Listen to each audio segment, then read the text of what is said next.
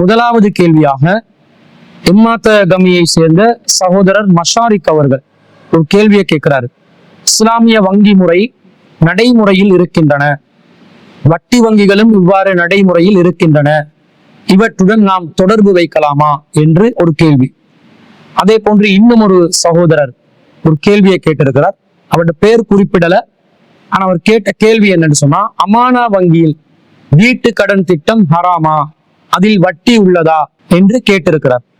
அப்ப இந்த ரெண்டு கேள்விகளும் ஒரே அடிப்படையில் அமைந்த கேள்விகள் என்பதனால இந்த கேள்விக்கு நாங்கள் குர்ஆன் ஹதீஸ் அடிப்படையிலிருந்து நாம் பதில்களை வழங்குவதற்காக இது சம்பந்தமாக மீண்டும் ஒரு முறை இந்த இஸ்லாமிய வங்கி முறைகள் என்று நடைமுறையில் இருக்கக்கூடிய வங்கி முறைகள், ஷரியத் வங்கிகளாக அழைக்கப்படுகின்ற வங்கி முறைகள் இஸ்லாமிய மார்க்கத்துக்கு உட்பட்டதா, வட்டியுடன் தொடர்புள்ள ஒரு நிலையில் இருக்கிறதா அல்லது வட்டி இல்லாத ஒரு நிலையில் இருக்கிறதா என்பதை ஆய்வு செய்து பார்க்கின்ற நேரத்துல அது சம்பந்தமா பலவிதமான செய்திகளை நாம் தெரிந்து கொள்கிறோம். முதலாவதாக இஸ்லாமிய வங்கி முறை என்ற பெயர்ல இலங்கையில இயங்கக்கூடிய ஒரே ஒரு வங்கி தான் இருக்குது, அது அமானா வங்கி என்று சொல்லி முஸ்லிம்கள் அறிந்து வைத்திருக்கிறார்கள். அதே நேரத்துல இஸ்லாமிய வங்கி முறை என்ற பெயர்ல ட்ரெடிஷனலாக இயங்கக்கூடிய பாரம்பரியமாக இயங்கக்கூடிய வங்கி முறைகள்ல ஒரு சில வங்கிகள் அவர்களில் இஸ்லாமிய ஷரியத் என்ற ஒரு பிரிவை தனியாக பிரித்து வைத்து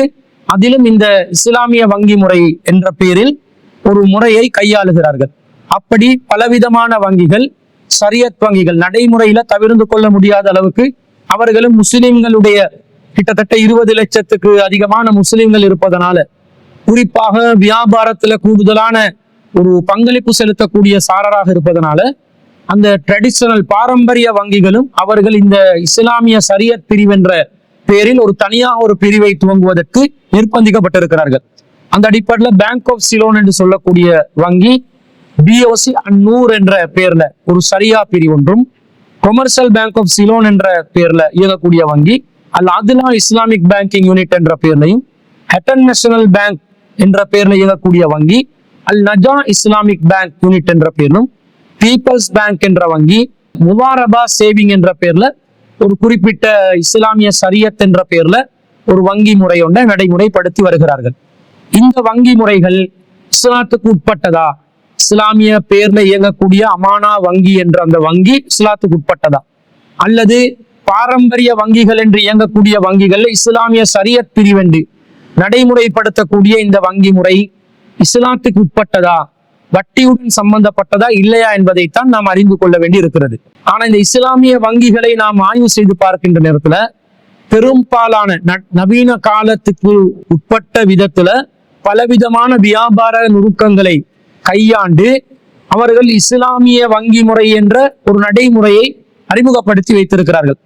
முலாரபா என்ற பெயர்ல கூட்டு பங்காண்மை என்ற பெயரிலும், முஷாரக்கா என்று கூட்டு பங்குடைமை என்ற பெயரிலும், வீட்டு முஷாரக்கா முறைமை டிமினிஷிங் முஷாரக்கா என்ற பெயரில் ஒன்றையும், அதே போன்று முராபகா லாபத்தை தெரியப்படுத்தி விற்றல் என்ற முறை, முசாவமா சாதாரண வியாபாரம், இஜாரா வாடகை சேவை, அதே போன்று வைப்புகள் சேவிங் அக்கவுண்ட்டுகளை வச்சு நடைமுறைப்படுத்துவது, பை உல் முஅஜ்ஜல் தவணை அடிப்படையிலான கொடுக்கல் வாங்கல் நடவடிக்கை, சலம் என்று சொல்லக்கூடிய முற்பண கொடுப்பனவு வியாபாரம், ரஹன் என்று சொல்லக்கூடிய அடகு சேவை என்றும், கருள் என்று சொல்லக்கூடிய கடன் கொடுக்கல் வாங்கல் என்ற பெயர்ல பலவிதமான கொடுக்கல் வாங்கல் முறைகளை ஏற்கனவே ட்ரெடிஷனலாக இயங்கக்கூடிய பாரம்பரியமாக இயங்கக்கூடிய வங்கி முறைகள்ல எதை நடைமுறையில வச்சிருக்கிறாங்களோ அந்த முறைகளையே ஒரு சில மாற்றங்களுக்கு உட்படுத்தி இவர்களும் இஸ்லாமிய அரபு பெயர்களை முன்வைத்து வங்கி முறை ஒன்றை நடைமுறைப்படுத்தி வர்றாங்க. இதுல மார்க்கத்துக்கு உட்பட்ட விஷயம் எது, மார்க்கத்துக்கு அப்பாற்பட்ட விஷயம் எது என்றதை நாங்கள் நுணுக்கமாக ஆய்வு செய்ய வேண்டும்.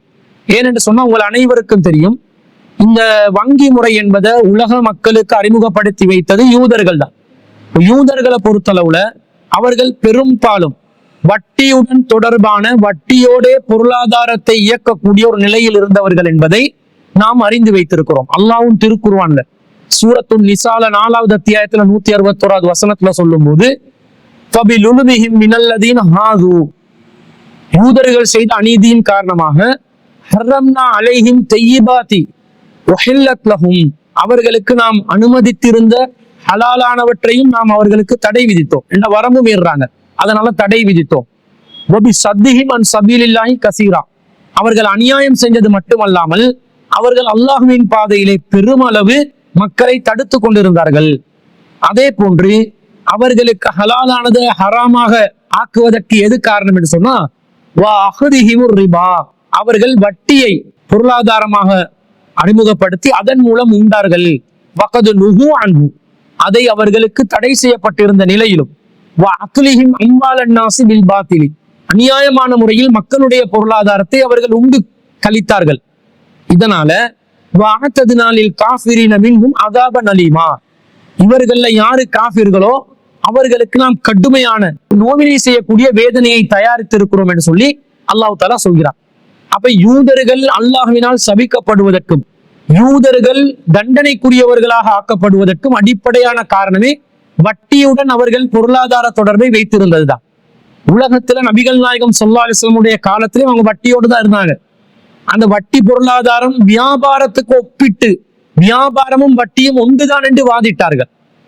வியாபாரத்துக்கும் வட்டிக்கும் உள்ள ஒரு சிறிய நுணுக்கத்தை கூட அவர்கள் சரியான முறையில் புரிந்திருந்தாலும் வேண்டுமென்றே மனமுரண்டாக வியாபாரமே வட்டி போலதான் என்று சொல்ற அளவுக்கு அவர்கள் விதண்டாவாதம் புரிந்தார்கள். அல்லாஹ் அதை பற்றியும் அல் குர்ஆன்ல 2வது அத்தியாயத்துல 275வது வசனத்துல சொல்லும் போது அவங்க என்ன சொன்னாங்கன்னு சொன்னா, காலு இன்னமல் பைஅ மிஸ்லு ரிபா, வியாபாரம் என்றாலே வட்டிதான், வட்டி போலதான் என்று அவர்கள் சொன்னார்கள். வஅஹல்லல்லாஹுல் பைஅ வஹர்ரம ரிபா, அல்லாஹ் வட்டியை தடை செய்கிறான், வியாபாரத்தை அனுமதிக்கின்றான் என்று அல்லாஹ் தஆலா குர்ஆன்ல சொல்றான். அப்ப வட்டிக்கும் வியாபாரத்துக்கும் வித்தியாசம் இருக்குது. ரெண்டு ஒன்று மாதிரி விளங்கும். வட்டியில என்ன நடக்கும், ஒருவர் கடன் எடுக்கிறாரு, அந்த கடனை திருப்பி தரும் போது அவர் அதுக்கு கூடுதலான ஒரு பணத்தை கொடுப்பாரு. அப்ப 1000 ரூபாய் ஒருத்தருக்கு கடன் கொடுத்தா அவர் திருப்பி தரும் போது 1100 ரூபாய் தரணும். இந்த 100 ரூபாய் வட்டி. 1000 ரூபாய் பொருளாதாரம் சொந்தக்காரராக இருந்தவர் அந்த கடன் கொடுத்த காரணத்தினால் அவர் 100 ரூபாய் சம்பாதித்து கொண்டார். எனவே 1100 ரூபாய் அவர் பெற்றுக்கொண்டார். இது வியாபாரம் போலதானே. 1000 ரூபாய் ஒரு பொருள் ஒன்று இருக்குது, அதை வித்து 1100 ரூபாய்க்கு வித்து நான் லாபம் அடைகிற மாதிரி, 100 ரூபாய் லாபம் அடைகிற மாதிரி காசை கொடுத்து காசுக்கு லாபம் அடைஞ்சிருக்கிறேன். எனவே இதுல என்ன வித்தியாசம் இருக்குது என்றெல்லாம் அவர்கள் வாதிட்டார்கள். இதுல மேலோட்டமா பார்க்கும் போது அதுல ஈக்குவல் மாதிரி தோன்றலாம். ஈக்குவல் மாதிரி தோற்றம் இருந்ததனாலதான் அதை ஈக்குவல் என்று வாதிட்டார்கள். வட்டியும் வியாபாரமும் ஒன்று என்றும் சொன்னார்கள். ஆனா அல்லாஹ் தஆலா அது ரெண்டும் ரெண்டுன்றான். நுணுக்கமா பாரு, நீ தவணை முறையில கொடுக்கல் வாங்கல் செய்யும் போது, நீ ஒருத்தருக்கு கடன் கொடுக்கும் போது அது கொடுத்ததை தான் நீ என்ன செய்யணும், திருப்பி எடுக்கணும்.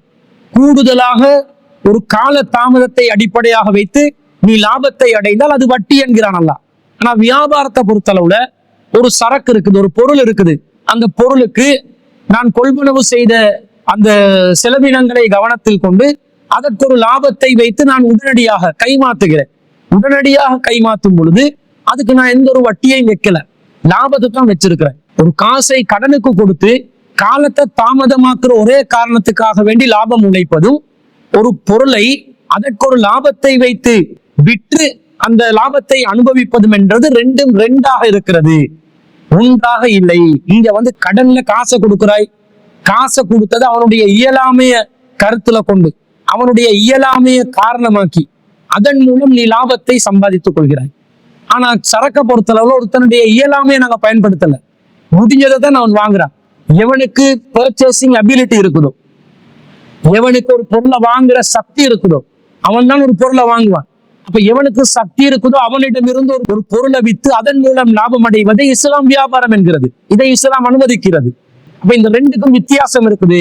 எனவே ரெண்டும் ஒன்றென்று சொல்லாதீங்க என்று அல்லாஹ் தஆலா கடுமையாக கண்டித்து வஅஹல்லல்லாஹுல் பைஅ வஹர்ரம ரிபா, அல்லாஹ் தஆலா பொருளாதார வியாபாரத்தை ஹலாலாக்கி வட்டியை ஹராமாக்குகிறான் என்று ரெண்டையும் வித்தியாசப்படுத்தி அல்லாஹ் பேசுவதை பார்க்கிறோம். ஆனா இந்த சிறிய நுணுக்கத்தை புரியாமல் அல்லது புரிந்தாலும் நடித்துக் கொண்டு வட்டியை வியாபாரமாக சொல்லக்கூடிய ஒரு நிலை யூதர்களிடம் இருந்தது. அந்த நிலை முஸ்லிம்களிடம் ஏற்படலாமா? ஏற்பட்டால் அது பாரதூரமான குற்றமாக கருதப்படுகிறது. இன்று இஸ்லாமிய வங்கி முறைகள் என்று இயங்கக்கூடிய பெரும்பாலும் எல்லா இந்த ஷரியா பிரிவுகளிலும், எல்லா இஸ்லாமிய ஷரியத் பேங்கிங் யூனிட்களிலும் அடிப்படையான விஷயம் என்னன்னு சொன்னா, தவணை முறை வியாபாரம், பைஉல் அஜல் என்று சொல்லக்கூடிய தவணை முறை வியாபாரத்தை அடிப்படையாக வைத்துதான் லாபத்தை ஈட்டுகிறார்கள். அதுல லாபம் ஈட்டும் போது வாடகை என்ற பேர்ல லாபத்தை ஈட்டுவாங்க, அல்லது லாபம் என்ற பேர்ல ஆதாயம் பெற்றுக் கொள்வாங்க, அல்லது ஏதாவது ஒருத்தருக்கு கூலிக்கு கொடுத்தேன், ஹயருக்கு கொடுத்தேன் என்ற பேர்ல லாபத்தை ஈட்டுக் கொள்ளக்கூடிய ஒரு நிலையை பார்க்கிறோம். ஆனா எதுல அதை செய்யறாங்கன்னு கேட்டா தவணை முறை வியாபாரத்தில். இஸ்லாம் அடிப்படையாக வட்டி என்று எதை சொல்லுது? இந்த தவணை முறையில் ஒருத்தர் கொடுக்கல் வாங்கல் செய்யும் போது அந்த தவணைக்காக வேண்டி, கால தாமதத்துக்காக வேண்டி, அவர் குறிப்பிட்ட ஒரு கால அவகாசத்தை பெற்றுக் கொள்வதற்காக வேண்டி ஒரு பொருளுக்கு விலையை அதிகரித்து கொடுப்பதுதான் இஸ்லாம் வட்டி என்று சொல்கிறது. அப்ப அந்த வட்டி முறைய தவணை முறை வியாபாரம் என்ற பெயர்ல இஸ்லாமிய சரியத்துக்கு உட்பட்டு நாங்கள் செய்கிறோம் என்று யார் அறிவித்தாலும் அது சரியத்துக்கு உட்பட்டதாக ஆகாது. இப்ப உதாரணமாக சொல்வதாக இருந்தா, ஒருத்தர் ஒரு பொருளை விற்கிறாரு. எப்படி விற்கிறாரு? ஒரு போனை விற்கிறாருன்னு வைங்க, 1 லட்சம் ரூபாய் போன் விற்கிறாரு. இவர் ஸ்பாட் கேஷ்ல அந்த போனை விற்கிறதாக இருந்தா 1 லட்சம் ரூபாய்க்கு ஒரு கஸ்டமர் வாங்குவாரு, இவர் விற்பாரு. ஹலாஸ், வியாபாரம் ஹலாலாக்கப்பட்டது. அதே நேரத்துல இதே போனை 1 லட்சம் ரூபாய் பெறுமதியான போனை ஒருத்தர் இன்னொருத்தருக்கு விற்கிறாரு, தவணை முறையில் விற்கிறார். 1 லட்சம் ரூபாய்க்கே அவர் தவணை முறையில் விட்டால் மார்க்கம் அதை தடுக்காது, தலையிடாது. ஏன்னா அவர் 1 லட்சம் ரூபாயோட போனை 10 மாசத்துல மாதாந்தம் 10,000 வீதம் நீங்கள் காசு செலுத்தி அந்த போனை உங்களுக்கு உடமையாக்கி கொள்ளுங்கள் என்று சொன்னால், நேரடியாக ஸ்பாட் கேஷ்ல உடனுக்குடன் செய்யக்கூடிய வியாபாரத்துல 1 லட்சம் ரூபாய் தான் அவர் காசு கட்டுறாரு. தவணை முறையில 10 தவணைகளுக்கு 10,000 வீதம் அவர் கட்டி எடுத்தாலும் அவர் 1 லட்சம் ரூபாய் தான் அந்த போனுக்கு. இப்ப கரண்ட் சிச்சுவேஷன்ல மார்க்கெட் வேல்யூ எது இருக்குதோ, சந்தை விலை எதுவாக இருக்கிறதோ அதைத்தான் அவர் கட்டி எடுக்கிறார். இதுல மார்க்கம் எந்த ஒரு பிரச்சனையும் சொல்லாது. தவணையில் செய்தாலும் விலையில் மாற்றம் வரவில்லை. ஆனா எதுல மார்க்கம் தலையிடுதுன்னு சொன்னா, எது மார்க்கம் தடுக்குதுன்னு சொன்னா, தவணை முறையில் செய்யக்கூடிய நேரத்துல ஒரு பொருளுக்குரிய விலையை அதிகரிக்க வைப்பதுதான். இதுலதான் சிக்கல் வருது. இதே போன 1 லட்சம் ரூபாயோட போனை ஒருத்தர் 10 மாத தவணையில் அந்த 10,000 வீதம் காசு செலுத்தி பெற்றுக் கொள்கிறார் என்று சொன்னா, நீங்க 10,000 வீதம் செலுத்தக்கூடாது, 12,000 வீதம் நீங்கள் செலுத்த வேண்டும். 10,000 செலுத்தினா 10 மாதத்துக்கு 1 லட்சம் ரூபாய் வந்துடும், சரியான விலை வந்துருச்சு. ஆனா இப்ப மார்க்கெட் பிரைஸாக 1 லட்சம் ரூபாய்க்கு இருக்கக்கூடிய இதே போனை 10 மாதங்களில் நீங்கள் 12,000 வீதம் தவணைக்கு காசு கட்டி நீங்கள் அதை உடமையாக்கி கொள்ளலாம் என்று சொன்னா, 1 லட்சம் ரூபாய் பெறுமதியான போனை அவர் 1,20,000 ரூபாய்க்கு கொள்வனவு செய்ய வேண்டிய நிலைக்கு தள்ளப்படுகிறார். எப்ப தவணையின் போது ஒரு பொருளின் விலை அதிகரிக்கிறதோ அப்போது அந்த இடத்தில் வட்டி சேருகிறது. இந்த பைஉல் முஅஜ்ஜலை இஸ்லாம் கடுமையான முறையில் தடை செய்கிறது. என்ற வட்டியின் அடிப்படையே இதுதானே. ஒருத்தருக்கு 1000 ரூபாய் காசு கொடுத்து அவர் அந்த காசு 1 மாத காலத்தில் திருப்பி தரும் பொழுது 1100 ரூபாய் நான் பெற்றுக்கொள்கிறேன். இந்த 100 ரூபாவை காலதாமதத்தை அடிப்படையாக வைத்து பெற்றுக்கொள்வதனால் இஸ்லாம் இதை வட்டி என்று சொல்கிறது. இதே உசூல், இதே அடிப்படை இந்த பைஉல் முஅஜ்ஜலில் பொருளுக்கு தவணை முறையில் அந்த பொருளை கொள்வனவு செய்யும் போது அதிகமான விலை கொடுக்க வேண்டி வந்தால், இதே வட்டியில் உள்ள அதே அசல், அதே அடிப்படை இந்த தவணை முறையிலும் இருக்கிறதா இல்லையா? ஏன் அவர் 1 லட்சம் ரூபாய் பெறுமதியான ஒரு பொருளுக்கு 1,20,000 ரூபாய் கொடுக்க வேண்டிய நிலைக்கு தள்ளப்படுகிறார்? அவர் ஒரு புத்திசாலியான ஒரு கஸ்டமராக இருந்தார், ஒரு ரேஷனல் கஸ்டமராக இருந்தார், தர்க்க ரீதியாக சிந்தித்து முடிவெடுக்கக்கூடிய வாடிக்கையாளராக இருந்தால் அவர் எப்படி அதை கொள்வனவு செய்வார்? 1 லட்சம் ரூபாய் பெறுமதியானதை 1 லட்சம் ரூபாய்க்கு தான் கொள்வனவு செய்வார். ஏன் 1,20 கொடுத்தாருன்னு சொன்னா அதுக்கு காரணம் தவணை, காலதாமதம். பொருளை வாங்குவதற்கு கைவசத்துல காசு இல்லை என்பதனால்தான் கூடுதலான விலை கொடுக்கிறார். அப்ப இங்க கடன் கொடுக்கும் போது 1000 ரூபாய் கொடுத்து 1100 ரூபாய் எடுத்ததும், 1 லட்சம் ரூபாய் பொருளை 1,20,000 ரூபாய்க்கு காலதாமதம் என்பதனால எடுத்ததுல என்ன வித்தியாசம் இருக்குது? ரெண்டும் ஒன்றுதானே. ஆனா என்ன வேடிக்கைன்னு சொன்னா, இலங்கையிலும் சரி சர்வதேச ரீதியாக இயங்கக்கூடிய இஸ்லாமிய வங்கி முறைகளை எடுத்துக்கொண்டாலும் சரி, அனைவரும் இந்த பைஉல் முஅஜ்ஜலில் காலதாமதம், தவணைக்காக விலையை அதிகரிப்பதை சர்வசாதாரணமாக அங்கீகரிக்கிறார்கள். என்ன காரணம் என்று சொன்னா, இவர்களுக்கு வட்டி சம்பந்தமாக ஒரு தெளிவு இல்லை. வட்டி என்று சொன்னா என்ன நினைக்கிறாங்க? காசு கொடுத்து அந்த காசை ரிட்டர்ன் எடுக்கும் போது, திருப்பை எடுக்கும் பொழுது அதிகமான ஒரு தொகையை எடுத்தால்தான் வட்டி, அதுலதான் வட்டி வரும் என்று நினைத்துக் கொண்டிருக்கிறார்கள். அதற்கு மாற்றமாக எதுல எல்லாம் வட்டி வருது, இந்த மார்க்கம் எப்படியெல்லாம் வட்டி சம்பந்தமாக பேசுகிறது என்பதை நீங்கள் சிந்தித்து பார்த்தால் இந்த விஷயத்துல ரொம்ப கவனமாக, ரொம்ப பேணுதலாக நம்முடைய காய் நகர்த்தல்கள் இருக்க வேண்டும் என்பதை உணர்ந்து கொள்வார்கள். சஹீஹ் முஸ்லிம்ல வரக்கூடிய 3235வது ஹதீஸ்ல நபி ஸல்லல்லாஹு அலைஹி வஸல்லம் சொல்றாங்க, கால ரசூலுல்லாஹி ஸல்லல்லாஹு அலைஹி வஸல்லம் அத்தம்ரு பித்தம்ரி, பேரிச்சம்பழத்துக்கு பேரிச்சம்பழம், வல் ஹின்தத்து பில் ஹின்ததி, தொழிநீக்கப்பட்ட கோதுமைக்கு தொழிநீக்கப்பட்ட கோதுமை, வஸ்ஸஈர் பிஸ்ஸஈரி, தொழிநீக்கப்படாத கோதுமைக்கு தொழிநீக்கப்படாத கோதுமை, வல் மில்ஹு பில் மில்ஹி, உப்புக்கு உப்பு, மிஸ்லம் பிமிஸ்லின், சரிக்கு சமமாகவே, யதன் பியதின், உடனுக்குடனே நீங்கள் தாராளமாக விற்கலாம். அப்ப கோதுமைக்கு பண்டை மாற்றம் சம்பந்தமா ரசூலா பேசுறாங்க. கோதுமையை நீங்க விற்கிறதா இருந்தா கோதுமைக்கு பதிலாக கோதுமை, உப்புக்கு பதிலாக உப்பு, பேரிச்சம்பளத்துக்கு பதிலாக பேரிச்சம்பளம் விற்பதாக இருந்தா அளவில் சரிக்கு சமமா வில்லுங்க. அதே நேரத்துல யதன் பியதின், உடனுக்குடன் விற்றுக் கொள்ளுங்கள். அப்ப நீங்க ரெண்டு கண்டிஷனை கவனத்துல கொள்ளணும். உங்க அளவு சரியா இருக்கணும். 1 கிலோ பேரிச்சம்பழத்துக்கு இப்ப 1 கிலோ பேரிச்சம்பழம் நீங்கள் கைமாற்றி கொள்ளலாம். அதே நேரத்துல அதை நீங்கள் கூடுதலாக 1 கிலோ பேரிச்சம்பழம் நான் தரேன், நீங்க 2 கிலோ பேரிச்சம்பழம் தாங்கன்னு சொல்லக்கூடாது. உடனுக்குடனும் இருக்க வேண்டும், அளவும் சமமானதாக இருக்க வேண்டும். ரசூலுல்லாஹ் சொல்றாங்க, ஃபமன் ஜாத, யார் ஒருவர் அதிகமாக கூடுதலாக கொடுத்தாலோ, அபிஸ்தஜாத அல்லது கூடுதலாக கேட்டாலோ, ஃபக்கது அர்பா, அவன் வட்டியை வாங்கிவிட்டார் என்று நபி ஸல்லல்லாஹு அலைஹி வஸல்லம் சொல்றாங்க. அதே நேரத்துல இல்லா மக்தலஃபத் அல்வானுஹு, அவற்றின் இனங்கள் வேறுபட்டிருந்தால் பிரச்சனை இல்லை என்று நபி ஸல்லல்லாஹு அலைஹி வஸல்லம் சொல்றாங்க. அப்ப ரசூலுல்லாஹ் என்ன சொல்றாங்க? உடனுக்குடன் மாத்திக்கொள்ளுங்க. தவணைகளை நீங்க மாத்தினீங்கன்னு சொன்னா அப்போது உங்களுக்கு வட்டி என்ற அந்த பிரச்சனை வந்துவிடும். சமமாக இருக்கவும் வேண்டும், உடனுக்குடன் இருக்கவும் வேண்டும். சமமாக இல்லாமல் இருந்தாலும், உடனுக்குடன் இல்லாமல் இருந்தாலும், தவணையில நீங்க எடுத்துக்கொண்டாலும் அது வட்டி வாங்கின குற்றத்துக்கு வந்துடும் என்று சொல்லி ரசூல் ஸல்லல்லாஹு சொல்றாங்க. இதை மேலோட்டமா பார்க்கும்போது இதுல என்ன பிரச்சனை இருக்குது? 1 கிலோ பேரிச்சம்பழத்தை கொடுத்து 1 கிலோ பேரிச்சம்பழம் நாளைக்கு எடுத்துக்கொண்டா என்ன ஆகும்? இன்று 1 கிலோ பேரிச்சம்பழம் கொடுத்து நாளைய தினம் 1 கிலோ பேரிச்சம்பழம் பெற்றுக்கொண்டால் என்ன பிரச்சனை இருக்குதுன்னு கேட்கலாம். ரசூலுல்லாஹ் என்ன சொல்றாங்க? நீங்கள் உடனுக்குடன் செஞ்சா பிரச்சனை இல்லை, தவணைக்கு போட்டீங்கடா, கால தாமதமாக்கினீங்கடா, பெருமதிகளில் வித்தியாசங்கள் ஏற்படலாம். அதை நீங்கள் வட்டியாக உண்டதாக ஆகிவிடலாம். கவனமா இருங்க என்றாங்க நபி ஸல்லல்லாஹு அலைஹி வஸல்லம். இதை நாங்க கவனத்தில் கொள்ள வேண்டும். அதே நேரத்துல நபி ஸல்லல்லாஹு அலைஹி வஸல்லம் இன்னொரு செய்தி வருகிறது. சஹீஹ் முஸ்லிம்ல 3232வது ஹதீஸ்ல உபாதத் இப்னு சாமித் ரலியல்லாஹு அன்ஹு சொல்றாங்க, ஃபகால, அவர் எழும்பி சொல்றாரு, இன்னி சமிஅத்து ரசூலுல்லாஹி ஸல்லல்லாஹு அலைஹி வஸல்லம், ரசூல் ஸல்லல்லாஹு அலைஹி வஸல்லம் சொல்றதை நான் கேட்டேன். யன்ஹா அன் பைஇத் ذஹபி பிஸ்ஸஹபி, தங்கத்துக்கு தங்கம் விற்பதை நபி ஸல்லல்லாஹு அலைஹி வஸல்லம் அவர்கள் தடை செய்தார்கள். வல் ஃபில்லதி பில் ஃபில்லதி, வெள்ளிக்கு வெள்ளியை விற்பதை ரசூலுல்லாஹ் தடை செய்தார்கள். வல் புர்ரி பில் புர்ரி, தொழிலீக்கப்பட்ட கோதுமைக்கு தொழிலீக்கப்பட்ட கோதுமை விற்பதை ரசூலுல்லாஹ் தடை செய்தார்கள். வஸ்ஸஈரி பிஸ்ஸஈரி, தொழிலீக்கப்படாத கோதுமைக்கு தொழிலீக்கப்படாத கோதுமை விற்பதை ரசூலுல்லாஹ் தடை செய்தார்கள். வத்தம்ரி பித்தம்ரி, பேரிச்சம்பழத்துக்கு பேரிச்சம்பழம், வல் மில்ஹி பில் மில்ஹி, உப்புக்கு உப்பு விற்பதை ரசூலுல்லாஹ் தடை செய்தார்கள். இல்லா சவாஅம் பிஸவாஇன், சரிக்கு சமமாக இருந்தாலே தவிர. உப்பு 1 கிலோ கொடுத்து 1.5 கிலோ உப்பு எடுத்துக்கொள்ளக்கூடாது.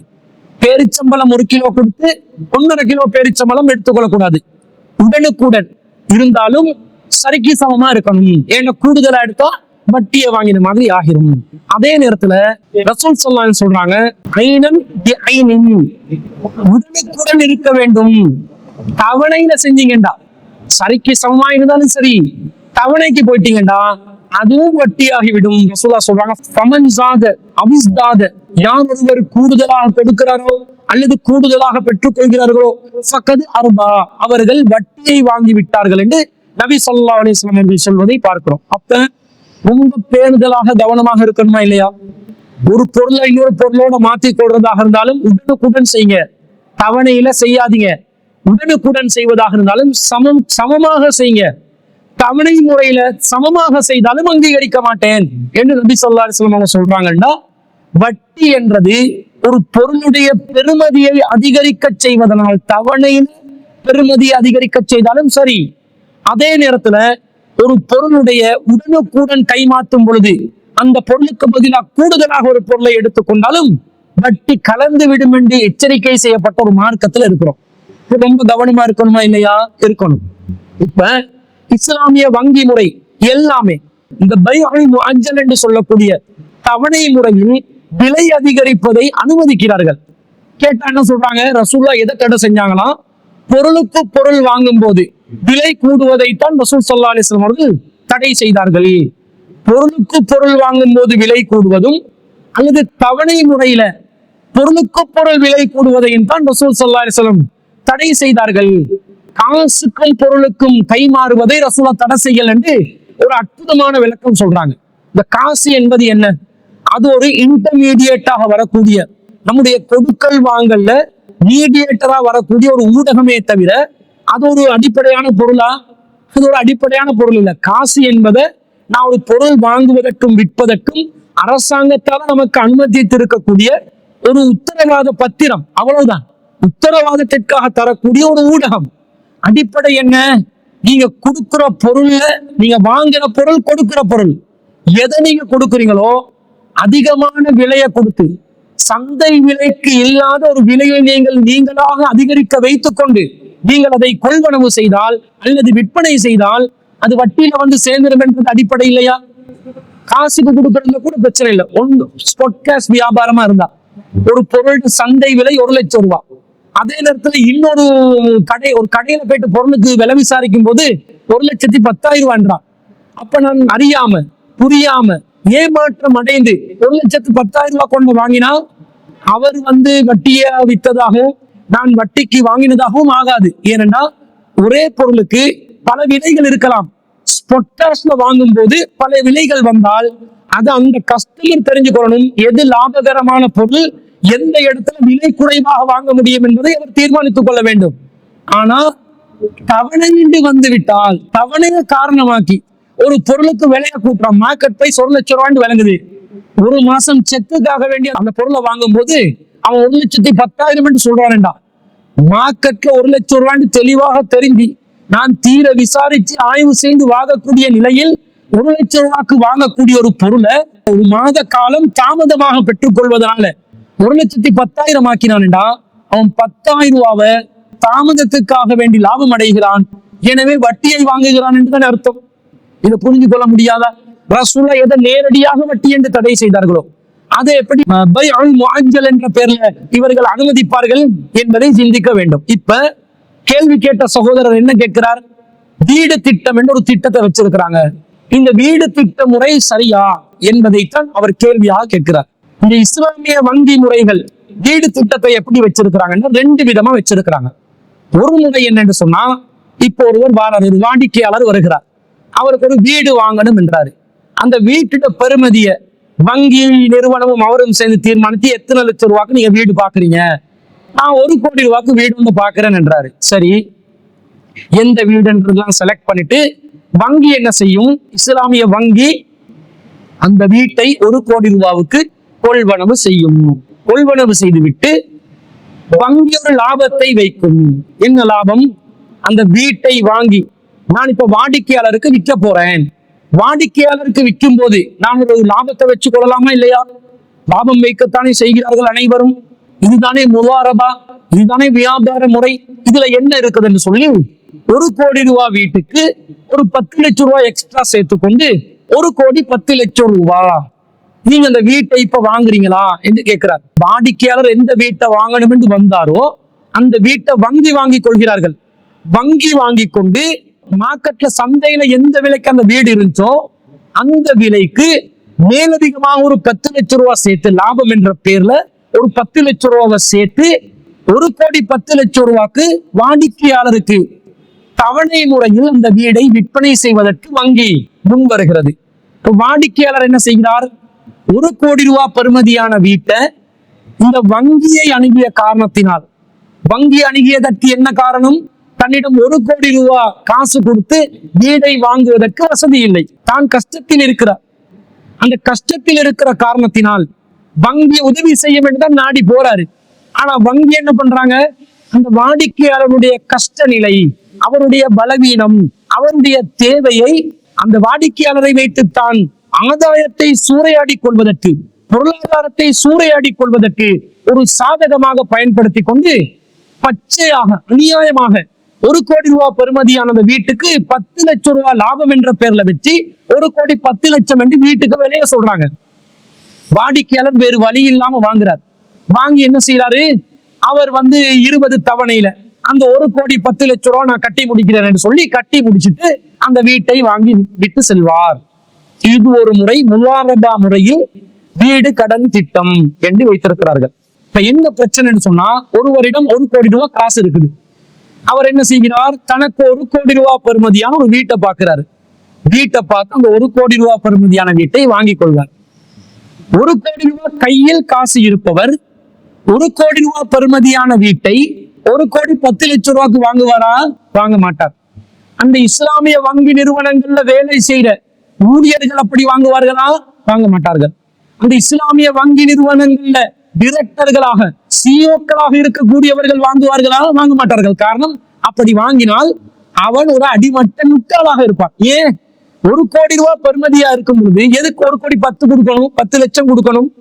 எதுக்கு 1 கோடி ரூபாய் வீட்டை அதிகமாக 10 லட்சம் ரூபாய் காசு கொடுத்து வாங்கணும்? அப்படி வாங்கினாலே வாங்கினவன் ஒரு ரெசனல் கஸ்டமர் இல்ல, புத்திசாலியான ஒரு கஸ்டமர் இல்ல, ஒரு மடையன், அடிமட்ட முட்டாள், ஏமாற்றுக்காரன், ஏமாந்து செல்பவன் என்ற ஒரு நிலைதானே இருக்கிறது. அப்ப இந்த நிலை இஸ்லாமிய வங்கிகளை நாடக்கூடிய வாடிக்கையாளர்களுக்கு ஏன் ஏற்படுகிறது?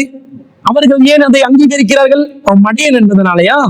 புத்தி கெட்டவன் என்பதனாலயா? அவன் ஏமாளி என்பதனாலயா? இல்லை. ஏன் வாங்குறான் தெரியுமா? அவனுக்கு விளங்குது. 1 கோடி ரூபாய் வீடை நான் எதுக்கு 1,10,00,000 வாங்குறேன்? நான் ஏமாற்றதான் விடுகிறேன். எனக்கு வேற வழி இல்லாம நான் மடையனாகி ஒரு 10 லட்சம் ரூபாய் எக்ஸ்ட்ரா கொடுக்கத்தான் செய்றேன். ஆனால் நான் நிர்பந்திக்கப்படுகிறேன். என்ன நிர்பந்தம்? எனக்கு வசதி இல்ல, எனக்கு வீட்டோட தேவை இருக்குது, எனக்கு காசு பணம் இல்ல, எனவே நான் இந்த வங்கியை நாடி இந்த வங்கி வைக்கிற லாபத்தை, அநியாயமாக வைக்கின்ற லாபத்தை, மார்க்கெட் பிரைஸை விட கூடுதலாக வைக்கின்ற அந்த லாபத்தை நான் அங்கீகரிக்க வேண்டிய ஒரு நிர்பந்தத்துக்கு, மன வெறுப்புடன் அந்த நிர்பந்தத்துக்கு நான் தள்ளப்படுகிறேன் என்ற ஒரு நிலைதானே வருகிறது. அப்ப இது ஒரு அநியாயம் இல்லையா? நீங்க வாங்குவீங்களா? யாராவது ஒரு பொருளுடைய பெறுமதி இவ்வளவுதான் என்று விளங்கும் போது கூடுதலா பணம் கொடுத்து அந்த பொருளை வாங்குவீங்களா? அப்படி வாங்கினவங்களை யாரும் முட்டாள் என்று சொல்ல மாட்டானா? அப்ப இந்த இஸ்லாமிய வங்கிகளை வாங்கி முலாரபா முறையில் வீட்டு கடன் உதவிகளை பெற்றுக் கொள்ளக்கூடியவர்கள் ஏன் இதை அதிகமான விலைகளை கொடுத்து வாங்குறாங்கன்னு சொன்னா, அவங்க கஷ்டத்தில் இருப்பதனால், கடன் படுவதனால் வங்கிக்கு கடன் பட்டுட்டாங்க. இவங்க கையில காசு இல்லை, வங்கி தான் கடனுக்கு காசை கொடுத்து வாங்குறான். அவன் வியாபாரம் செய்யணும்னு பொய்யாக சொல்கிறான். உண்மையான நிலை என்ன? இவருக்கு வாங்க வேண்டிய வீடை வங்கி வாங்குறான். வங்கி வீட்டு புரோக்கரா? அவன் வீட்டு புரோக்கர் வேலை செய்யறவனா? இல்ல. அவன் அந்த வீட்டை வாங்கி இவனுடைய நிர்பந்தத்தை பயன்படுத்தி சூறையாடுறான் பொருளாதாரத்தை. இந்த பொருளாதார சூறையாடலை தான் யூதர்கள் செய்து கொண்டிருந்தார்கள். 4வது அத்தியாயத்துல 160, 161 2 வசனங்களை வாசிச்சு காட்டினேன். அல்லாஹ் தலைவர்களுடைய அநியாயத்தின் காரணமாக இந்த யூதர்களுக்கு, அவர்களுக்கு அல்லாஹ் ஹலாலாக்கியதை எல்லாம் ஹராமாக்கி அவர்கள் அல்லாஹ் தண்டிச்சான் என்று சொல்கிறானே, அதுல இந்த வட்டியை சாப்பிட்டது மக்களுடைய பொருளாதாரத்தை அநியாயமாக சாப்பிட்டது என்று அல்லாஹ் சொல்கிறான். அநியாயமா சாப்பிடுறாங்களா இல்லையா? யூதர்களுக்கும் இவர்களுக்கும் என்ன வித்தியாசம் இருக்குது? எந்த வித்தியாசமும் இல்லை. அப்ப இந்த முறை முலாரபா என்ற பெயர்ல நீங்க வியாபாரம் என்று சொல்லிக் கொள்கிறீர்கள். அது வியாபாரம் அல்ல. எப்படி யூதர்கள் வட்டி என்பதே வியாபாரம் போலதான் என்று சொன்னார்களோ, அந்த மாதிரி நீங்க வட்டிய வியாபாரம் என்று சொல்லிக் கொண்டிருக்கிறீர்கள் என்பது தெளிவாக தெரிகிறது. 2வது முறை முஷாரக்கான் ஒரு முறையை வச்சிருக்கிறாங்க. என்ன முஷாரக்கான்னு சொன்னா, டிமினிஷன் முஷாரக்காண்டா கூட்டு பங்குடைமையில் ஒரு வீட்டை வாங்கிக் கொள்வது என்று ஒரு முறையை வச்சிருக்கிறாங்க. அதுல என்ன பண்ணுவாங்கன்னு சொன்னா, ஒரு வாடிக்கையாளர் வருகிறார், 1 கோடி ரூபாய் வீடு ஒண்ண வாங்கணும் என்றாரு. அப்போ வங்கி என்ன சொல்லுவாங்கண்டா, உங்ககிட்ட காசு பணம் இருக்குதா என்று கேட்பாங்க. வாடிக்கையாளர் சொல்கிறார், ஆமா என்கிட்ட ஒரு 50 லட்சம் ரூபாய் காசு இருக்குது, அப்ப மீதமுள்ள 50 லட்சம் ரூபாய் தான் எனக்கு தேவை அப்படின்னு சொல்லுவார். சொல்லும்போது அப்ப வங்கி என்ன சொல்லுவாங்கன்னா, சரி நாங்க ஒரு 50 லட்சம் ரூபாய் போட்டு உங்களோட 50 லட்சம் ரூபாயை சேர்த்து நாங்க அந்த 1 கோடி ரூபாய் வீட்டை வாங்குவோம். சரி, வாங்கியாச்சு. இப்போ 1 கோடி ரூபாய் வீட்டுக்கு உரிமையாளராக 2 பேர் வர்றாங்க. யாரு? ஒன்று வாடிக்கையாளர், அவர் 50% உரிமையாளர். 2வது வங்கி, இஸ்லாமிய வங்கி, இவர்கள் 50% உரிமையாளர். அப்ப இந்த 2 பேரும் உரிமையாளர்களாக கூட்டு பங்குடைமை, 2 பேருக்கும் இந்த உடைமையில சொந்தம் இருக்குது என்று சொல்றாங்க. இப்ப இந்த வங்கி என்ன சொல்லுதுன்னா, என்னுடைய பேரில், வங்கியின் பேரில் வீட்டை வைத்துக் கொள்கிறோம். ஏன்னா நீங்க அந்த பேலன்ஸ் அமௌண்ட் கட்டணும் தானே, நமக்கு தரணுமா இல்லையா? தரணும். அதனால வங்கியின் பேர்ல வீட்டை வச்சுக்கொள்றோம். நீங்க என்ன பண்ணணும்டா, நீங்க அந்த வீட்டை பயன்படுத்திக்கோங்க, அது உங்களுடைய தேவைக்காக பயன்படுத்திக்கோங்க. ஆனா அந்த வீட்டுக்கு நீங்க முழுமையான உரிமையாளரா இல்ல. 50% தான் உங்களுக்கு உரிமை இருக்கிறது, நீங்க பாதி உரிமையாளர்.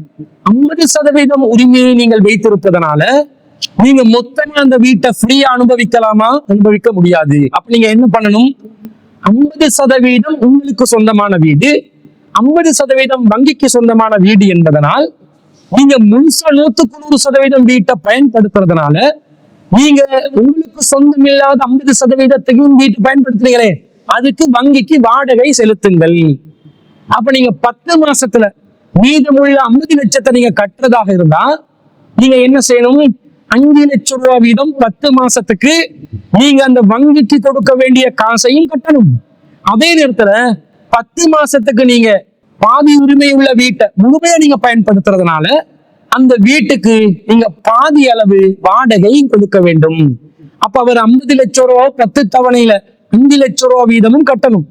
அதே நேரத்துல அந்த வீட்டின் வாடகை பெறுமதி 1 லட்சம் ரூபான்னு வைங்களேன், அந்த 1 லட்சம் ரூபாயில பாதி வாடகை நீங்கள் கட்ட வேண்டும். 50,000 முதல் தவணையை கட்ட வேண்டும். அப்ப முதல் தவணையில் அவர் எவ்வளவு கட்டணுமா, வீட்டுக்கு அந்த உடைமை சொந்தத்துக்கு, வீட்டுக்கு அவர் கடனாக வங்கியிடம் பெற்றுக் கொண்டாரே அதுல 5 லட்சமும் கட்டணும்.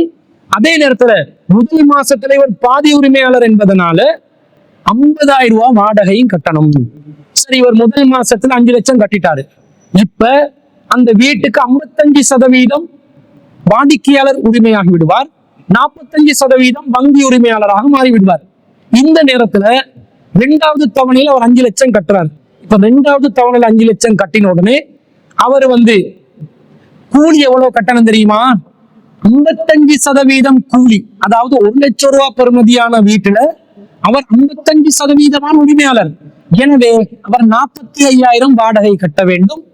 மேலும் 5 லட்சம் அந்த கடன்ல கழிக்கணுமே, 50 லட்சத்துல பேலன்ஸ் அதை கழிச்சு கொண்டு வரணுமே, அதுல 5 லட்சமும் கட்டணும் என்று வாடகை ஒவ்வொரு தவணையிலும் குறைந்து முதல் தவணையில் 50,000, 2வது தவணையில 45,000, 3வது தவணையில 40,000 என்று வாடகை குறைந்துவிடும். அதே நேரத்துல ஒவ்வொரு தவணையிலும் நீங்க அந்த வீட்டினுடைய உடலைக்கான தொகையை 5 லட்சம் வீதம் கட்டி கொண்டு வர வேண்டும். நீங்க வீட்டில உரிமையாளர் சதவீதத்தை கூட்டும் போது வாடகை சதவீதம் குறைந்துவிடும். நீங்க முழுமையாக அந்த வீட்டை உரிமையாக்கிய பிறகு வாடகை 0 ஆகிவிடும். இதுக்குத்தான் டிமினிஷிங் முஷாரகா, கூட்டு பங்குடைமை, அது அப்படியே கலைந்து செல்லக்கூடிய நிலையில் உள்ள வியாபார முறை என்று வைத்திருக்கிறார்கள். மேலோட்டமா பார்க்கும்போது உண்மைதானே, அவர் பாதி சதவீதம் தானே உரிமையாளர், அவர் பாதி வாடகை கட்டதானே வேணும், அதுல என்ன பிரச்சனை இருக்குது, வாடகை தானே கட்டுகிறார் என்று நீங்கள் யோசிக்கலாம். நான் என்ன கேட்கிறோம் என்றா, இப்படி ஒரு முறையை வச்சிருக்கீங்களே, இதை வளமையாக ட்ரெடிஷனலாக வளமையாக செய்யக்கூடிய வங்கி முறைகள் இதே மெத்தட தானே வச்சிருக்கிறார். நீங்க வீட்டு கடனுதவி திட்டம் என்று போனா இதே மாதிரி நீங்க எவ்வளவு சரி காசு போடுறீங்களான்னு கேட்பான். மீதமாக வங்கி எதை கடனா கொடுத்துச்சோ அந்த தொகைக்கு வட்டியை சேர்ப்பான், மாசம் வட்டியை சேர்ப்பான். இவங்க வித்தியாசம் காட்டுறாங்க. இஸ்லாமிய ஷரியத் வங்கிக்கும் வளமையான வங்கி முறைக்கும் உள்ள வித்தியாசம் என்னன்னு சொன்னா, நாங்க ஒரே குறிப்பிட்ட அளவு வாடகை எடுக்க மாட்டோம். 50,000 வாடகை 45,000 ஆகுது, அல்லது 40,000 ஆகும், 35,000 ஆகும், குறைந்து கொண்டு போகும். ஆனா வங்கிகளை பொறுத்தளவுல ஒரே சதவீதமான வட்டியை தொடர்ச்சியாக எடுப்பாங்கன்னு வித்தியாசத்தை காட்டுறாங்க. இப்ப இது 2ல வித்தியாசம் இருக்கிறதா சொல்றாங்க. எந்த வித்தியாசமும் இல்ல, ஒன்றேதான் நடக்கிறது. ஏன்னு கேளுங்களேன், இப்ப வளமையான ஒரு வங்கிக்கு போய் ஒருத்தர் 1 கோடி ரூபாய் வீட 50 லட்சம் ரூபாய் காசு கொடுத்து வாங்குறாருன்னு வைங்க. மீதமுள்ள 50 லட்சம் கடனாக வங்கி கொடுக்குறாங்க. அந்த கடனாக கொடுக்கக்கூடிய 50 லட்சத்துக்கு 5% வட்டி எடுக்கிறான்னு வைங்க, 2.5 லட்சம் ரூபாய் வீதம் அவர் கொடுப்பாரு. அடுத்த முதலாவது இன்ஸ்டால்மெண்ட் அவர் பே பண்ணுவாரு, கட்டுவாரு. வாடிக்கையாளர் எப்படி கட்டுவாரு? அவர் அந்த கடன் தொகை அவர் அடைக்கணுமா இல்லையா? அதுல அவருக்கு இன்ஸ்டால்மெண்ட்ல எது அவர் கட்டணம் என்று விதிக்கப்பட்டுச்சோ அதை கட்டுவார். உதாரணமாக அவரும் 10 தவணையில முடிக்கணும் என்று இருந்தால் 5 லட்சம் ரூபாய் கட்டுவாரு. இப்ப அவருடைய கடன் தொகை எவ்வளவு? 45 லட்சம். 2வது மாசத்துல அவருக்கு வட்டி என்று 2.5 லட்சம் போட மாட்டாங்க. இந்த 45 லட்சம் ரூபாய்க்கு எவ்வளவு வட்டியோ 45 லட்சம் ரூபாய்க்கு 5% எவ்வளவுன்னு பார்ப்பாங்க. 45 லட்சம் ரூபாய்க்கு 5% பார்த்தா 2,25,000 தானே வருது. அப்ப வட்டி கணக்கும் குறையத்தானே செய்து குறைஞ்சு கொண்டுதான் வரும். இவங்க எப்படி வாடகை அமௌண்ட் குறையுமோ அதே போல வளமையான வங்கி முறைகள்ல வட்டி சதவீதம் உண்டாக இருந்தாலும் கட்ட வேண்டிய தொகை குறைஞ்சு கொண்டுதான் வரும். 2 ஒண்ணுதான். இவங்க வட்டிய வாடகை என்ற பேர்ல எடுக்கிறாங்க. இல்ல நாங்க கேட்கிறோம், இப்ப நான் ஒரு வீட்டை வாங்க போறேன், நான் பயன்படுத்தினாதான் வாடகை கட்டணும். நான் பயன்படுத்த விரும்பவில்லை, இந்த வீட்டை நான் பயன்படுத்த மாட்டேன், நான் சும்மா மூடி வைக்கிறேன், இப்ப நான் வாடகை கட்டணுமா என்று கேட்டால் இஸ்லாமிய வங்கி முறை சொல்கிறது ஆமா வாடகை கட்டணும். வீடை பயன்படுத்தினாதானுங்க வாடகை கட்டணும். நீங்களும் வீட்டை பயன்படுத்தல, வாடகை கட்டல, நானும் வீடு பயன்படுத்தல, வாடகை பூட்டி வைக்கிற வீட்டுக்கு வாடகை கட்டுறதா நீங்களும் தானே கட்டணும். இஸ்லாமிய வங்கியும் கட்டணும். இப்ப வாடகை யாருக்கு யாரும் வாடகை கட்டுறது? ஒரு உரிமையாளர் தனக்குத்தானே வாடகை கட்டி கொள்ளக்கூடிய ஒரு பைத்தியக்காரத்தனமானது முறை இல்லையா? இது சிந்திப்பது இல்லையா? நான் இந்த வீட்டை ஒரு வாடிக்கையாளர் அவர் முடிவெடுக்கிறார், நான் இந்த வீட்டை பயன்படுத்த மாட்டேன், நான் ப்ராப்பர்ட்டி சேர்த்து வைக்கிறார், எனக்கு தேவை இருக்குது என்று சொல்லி ஒரு முடிவெடுத்தால் நீங்க வீட்டை பயன்படுத்துறதுக்கு வாடகை கட்டணும் என்று ஒரு லாஜிக்கை வைக்கிறீங்களே, அது நடிக்குமா இல்லையா? அவர் சொல்வார், நீங்க எப்படி வங்கி அதை பயன்படுத்தவில்லையோ, வீட்டை பயன்படுத்தலையோ, அதே போல நானும் வீட்டை பயன்படுத்தாமல் மூடி வைக்கிறேன். இப்ப நான் வாடகை கட்டணுமான்னு கேட்டா இஸ்லாமிய வங்கிகள் சொல்லுமா கட்ட வேண்டும், ஒப்பந்தம் செய்திருக்கிறோம். ஒப்பந்தம் செஞ்சா கட்டணுமா? வட்டிக்காகவும் ஒப்பந்தம் செய்தவர்கள் வட்டியை கட்டிக் கொண்டிருக்கிறார்கள். சம்மதிப்பதனால், ஏற்றுக்கொள்வதனால், பாவத்தை எழுத்து போட்டு அங்கீகரித்ததனால், கையெழுத்து போட்டதனால் ஹலால் ஆகுமா? ஹலால் ஆகாது. இப்ப விளங்குதா? வாடகை என்ற பேர்ல வட்டி எடுக்கிறாங்க என்று விளங்குதா இல்லையா? இப்படி ஒவ்வொன்றிலும் இவர்களுடைய முஷாரக்கா வியாபார முறைகள், முதாரபா வியாபார முறைகள், இதே வாகனமா இருந்தா ஹிஜாரா என்ற பேர்ல வாடகைக்கு விடுகிறோம் வாகனத்தை என்ற பேர்ல இவங்க பொருளாதாரத்தை சூறையாடுற முறைகள் எல்லாத்திலும் வட்டி கலப்படமாக இருக்கிறது. ஒருவருடைய பொருளாதாரம் சூறையாடப்படுகிறது. அநியாயமாக ஒருவருடைய பலவீனத்தை, கஷ்டத்தை, நிர்பந்தத்தை பயன்படுத்தி சொத்துக்களை சூறையாடுகிறார்கள் என்பது தெல்ல தெளிவாக நிரூபணமாக கொண்டிருக்கிறது. எனவே இந்த முறையை அனுமதிக்கலாமா? அனுமதிக்க முடியாது. கவனமாக இருக்க வேண்டும். நபி ஸல்லல்லாஹு அலைஹி வஸல்லம் அவர்கள் வட்டியில ஒவ்வொரு விஷயத்திலையும் கவனம் செலுத்தினாங்க. கவனமாக இருந்து நாணய மாற்றத்துல கூட உடனே மாத்திக்கோங்க, தவணையில மாத்தினீங்கன்னு சொன்னா வட்டி ஆகிரும் என்றாங்க. இவ்வளவு கவனமா சொன்ன மார்க்கத்துல இந்த பைஅல் முஅஜ்ஜலை தனக்கு சாதகமாக பயன்படுத்தி கேட்டா ஃபத்வா கொடுத்திருக்கிறார்கள். சர்வதேச இஸ்லாமிய ஷரியத் கவுன்சில் ஃபத்வா கொடுத்திருக்கிறது. எவ்வளவு ஃபத்வா கொடுத்தா என்ன? இந்த அடிப்படை இஸ்லாத்துக்கு மாற்றமே இல்லையா? இப்ப இலங்கையில இயங்கக்கூடிய அமானா வங்கியை எடுத்துக்கொண்டால் அவர்களுக்கு ஃபத்வா கொடுத்தவர்களாக சரியா சூப்பர்வைசரி கவுன்சில் என்ற பேர்ல ஒரு போர்டை வச்சிருக்கிறாங்க. அதுல ஒருத்தரை வச்சிருக்கிறாங்க, அஷேக் டாக்டர் முஃப்தி முகமது இம்ரான் அஷ்ரப் உஸ்மானி என்பவரை வைத்திருக்கிறார். அவர் சேர்மன் சரியா சூப்பர்வைசரி கவுன்சில். 2வதாக அஷேக் முஃப்தி எம்ஐஎம் ரிஸ்வி என்று வச்சிருக்கிறாங்க, மெம்பர் சரியா சூப்பர்வைசரி கவுன்சில். 3வதாக அஷேக் Mufti Mohammed Hasan Kaleem, member Shariah supervisory council என்று வச்சிருக்கிறாங்க. இதுல நான் அறிந்த வகையில் ஷேக் ரிஸ்வி முஃப்தி அவர்கள் தான் ஜமியத்துல் உலமாவின் தலைவர் தான், இலங்கையை சேர்ந்தவர். மற்ற 2 பேரும் அநேகமாக பாகிஸ்தான் அல்லது ஈஜிப்ட் போன்ற துபாய் போன்ற நாடுகளை சேர்ந்தவர்கள். அப்ப எங்களுக்கு நபர்கள் சம்பந்தமாக உள்ள பிரச்சனை இல்லை. நீங்க முஃப்திமார்களாக 3 பேரை வச்சிருக்கிறீங்க. இந்த 3 முஃப்திமார்கள் இந்த இஸ்லாமிய வங்கி முறை சம்பந்தமாக ஃபத்வாக்கள் வெளியிட்டு இருக்கிறதா சொல்றீங்களே, ஃபத்வா கொடுத்துதான் இந்த அமானா வங்கி இன்னும் இஸ்லாமிய ட்ரெடிஷனல் வங்கிகள்ல வங்கி முறைகள் இயங்குறதா சொல்றீங்களே. நீங்கள் கொடுத்த ஃபத்வாவை மக்கள் மத்தியிலே பகிரங்கமாக அறிவியுங்கள். அந்த குர்ஆன் வசனம் எது? இந்த தவணை முறையில் நீங்க செய்யற இந்த வியாபார முறைகளுக்கு அதை ஆகுமாக்கி கொண்டதற்கான குர்ஆன் வசனம் எது? ஹதீஸுகள் என்ன? சஹீஹான ஹதீஸுகளா இல்லையா? எனவே இந்த வட்டி அல்லது ஏமாற்றம் பொருளாதார சூறையாடலுக்கு அப்பால் உள்ள ஒரு நிலையில்தான் இந்த ஷரியா வங்கி முறைகள் இயங்குகின்றன என்பதை நீங்கள் மக்களுக்கு பகிரங்கமாக எழுத்தில் அறிவிப்பதற்கு தயாரா? நான் பல தடவைகள் ஜம்மியத் உலமாவை அணுகி இந்த இஸ்லாமிய வங்கிகளுக்கு நீங்கள் ஃபத்வா கொடுத்துள்ளீர்களே, அதை நீங்கள் எழுத்தில் தர முடியுமா என்று வாயளவில் போய் கேட்டிருக்கிறேன். அவர்கள் இல்ல நாங்க கொடுத்து இல்ல என்றுதான் எனக்கு சொன்னாங்க. இப்ப அவங்க எழுத்துல கொடுத்ததெல்லாம் நான் தேடி பார்த்த வகையில எந்த ஆதாரத்தையும் காணல. அப்படி இருந்தால் அந்த குர்ஆன் வசனங்கள் ஹதீஸுகள் அடிப்படையாக வைத்து அந்த ஃபத்வாவை காட்ட வேண்டும். அல்லது சர்வதேச ரீதியாக ஷரியா வங்கிகள் இதை அனுமதிச்சிருக்கிறாங்க என்ற அடிப்படையில நீங்க சொல்வதாக இருந்தா அதை நீங்கள் அங்கீகரிச்சு தானே இந்த அனுமதி கொடுத்திருக்கிறீங்க. அந்த அங்கீகாரம் பெற்ற ஃபத்வாவை நீங்க உங்களுடைய இது நாமும் ஆதரிக்கக்கூடிய ஃபத்வா தான், நாமும் இதை ஜம்மியத் உலமா சார்பாக அங்கீகரிக்கிறோம் என்று பகிரங்கமாக மக்கள் மத்தியிலே முன்வைக்க வேண்டும். அப்படி நீங்கள் வைத்தால் நீங்கள் வைக்கக்கூடிய குர்ஆன் ஹதீஸ் விஷயங்களை எல்லாத்தையும் பரிசீலனை செய்வதோடு அதுல குர்ஆன் சுன்னாக்கு மாற்றமாக உள்ள அனைத்தையும் உங்களுடன் நேரடியாக பகிரங்கமாக விவாதிப்பதற்கு தயாரா இருக்கிறேன். யாரையும் அழைத்து வேலை இல்லை. ஏன்னா இதுக்கு இலங்கையை சேர்ந்த ஜம்மியத் உலமாவின் தலைவராகவும் அதே நேரத்துல இந்த அமானா ஷரியால முக்கியமான உறுப்பினராக இருக்கக்கூடிய அஷேக் ரிஸ்வி முஃப்தி அவர்கள் தான் இதற்கு பொறுப்பு சொல்ல வேண்டும். ஏனென்றால் இவர்கள் ஃபத்வா கொடுத்தா சரியாதா இருக்கும் என்ற நம்பிக்கையில தான் இஸ்லாமியர்கள், இஸ்லாமிய வியாபாரிகள் எல்லோரும் இந்த இஸ்லாமிய வங்கிகள் என்ற பேர்ல இவர்களை அணுகி இந்த கொடுக்கல் வாங்கல்ல ஈடுபடுறாங்க. இந்த முறை குர்ஆன் சுன்னாவுக்கு உட்பட்டதா இல்லையா என்பதை பகிரங்கமாக மக்கள் மன்றத்திலே விவாதித்தால், நாங்க தவறா சொன்னா தவற கூட திருத்திக் கொள்ளலாமா இல்லையா? அல்லது அவங்க தவறா இதை வழி நடத்தினால் வட்டி பொருளாதாரத்தை நோக்கி முஸ்லிம் சமூகத்தை இட்டுச் செல்கிறார்கள் என்ற அடிப்படையில் பெரும்பாலான முஸ்லிம் சமூகத்தில் இருக்கக்கூடியவர்களை காப்பாற்றுகின்ற ஒரு அமானிதமான பணியை செய்ததாக ஆகிவிடும். எனவே கலந்துரையாடலுக்கு அழகிய விவாதத்திற்கு அவர்கள் வர வேண்டும். வராவிட்டால் இவர்கள் வட்டியை ஆதரிக்கிறார்கள், வட்டியை ப்ரமோட் பண்றாங்க. நவீன காலத்தில் வட்டியின் நவீன வடிவங்களால் இவர்கள் முஸ்லிம் சமூகத்தை நிரந்தர நரகத்துக்குரிய ஒரு பாவத்தை நோக்கி அழைத்து செல்கிறார்கள் என்ற குற்றத்துக்குள்ளானவர்களாக கருதப்படுவார்கள். அல்லாஹ் காப்பாற்ற வேண்டும். யாருடனும் நமக்கு எந்த ஒரு பிரச்சனையும் எந்த ஒரு கோபத்தாவும் இல்லை. மார்க்க அடிப்படையில் என்ன நீங்க ஷரியத் என்ற வார்த்தையை போட்டுட்டீங்க. ஷரியத் வங்கிகள் என்று தான் அறிமுகப்படுத்துறீங்க. ஆரம்பத்துல அமானா இன்வெஸ்ட்மெண்ட் என்று தான் சொன்னீங்க. இன்வெஸ்ட்மெண்ட் தான் பண்ண வைக்கிறோம், நாங்க வங்கியை செய்யலான்றீங்க. சென்ட்ரல் பேங்க்ல பேங்க் அண்ட் அப்ரூவல் கொடுக்கறதுக்கு சில ப்ரொசீஜர் இருக்குது. அது வர காட்டிலும் தந்த பேரை நீங்க என்ன பண்ணினீங்க? இல்ல நாங்க இன்வெஸ்ட்மெண்ட்டுக்கு தான் பயன்படுத்த வேண்டி மக்களுக்கு மூளை செலவை செய்தீர்கள்.